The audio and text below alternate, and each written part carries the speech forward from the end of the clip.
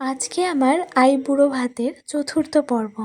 আয়োজন করেছিল আমার পিসিবাড়ির দিক থেকে দাদা, বৌমণিরা সবাই মিলে।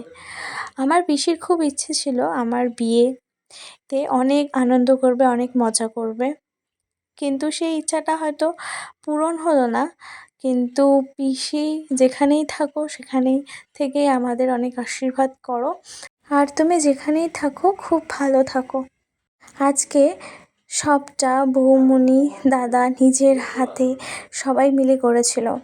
আয়োজনটা খুব সুন্দর হয়েছিল, আর রান্নাগুলো প্রত্যেকটা ভালো হয়েছিল। আর ঠিক দাদা, বৌমণি ওরা সবাই আমাকে নিজের করে খুব ভালোবাসে। সত্যি কথা বলতে তোমাদের কাছে আমি আলাদাই ভালোবাসা পাই। আমরা দুজনে তারপর রেডি হয়ে চলে গেছিলাম পিসিবাড়ির উদ্দেশ্যে।